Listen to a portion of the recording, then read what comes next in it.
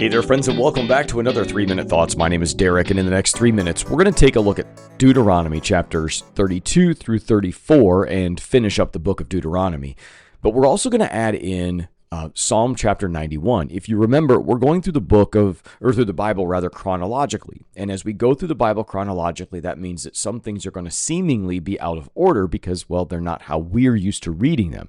But Psalm 91 would have been happening right around the time of Deuteronomy 32 to 34. All right, so let's wrap up Deuteronomy. We start with chapter 32, where Moses delivers what's called the Song of Moses. It's a poetic warning and a testimony, rich with imagery, recounting how God found Israel in a desert land, protected and then nourished them, and treated them like a treasured child.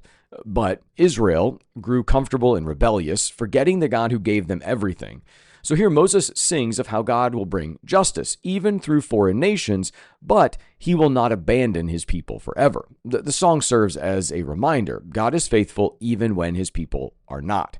Then in chapter 33, Moses gives his final blessings to each of the tribes, much like Jacob did before he died. He describes how God appeared with glory and power at Sinai and how he's been their protector and guide ever since. Each tribe receives words of identity, strength, or calling. It's Moses' way of reminding them of their uniqueness and purpose before they cross into the promised land. And then as we close the book out with chapter 34, it's a reminder of all of God's goodness for them. Moses climbs Mount Nebo, and God gives him a panoramic view of the promised land. He can see it, even though he will never enter it. And then Moses dies. A man who knew the Lord face to face. The chapter closes with Israel mourning their leader in a powerful tribute. There has never been another prophet like Moses. But Joshua steps up, filled with the Holy Spirit and prepared to lead. Now, if we look at Psalm 91, a little bit of a pivot, this is where we would call it a shelter of the Most High. This psalm is like a spiritual shelter in a poem. It opens with confidence. Whoever dwells in the shelter of the Most High will rest in the shadow of the Almighty. It's a declaration of trust in God's protection from disease, violence, disasters, and even spiritual attacks.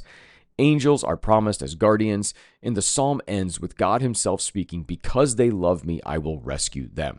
Psalm 91 is a promise that when we make God our refuge, he becomes our defender, deliverer, and comforter.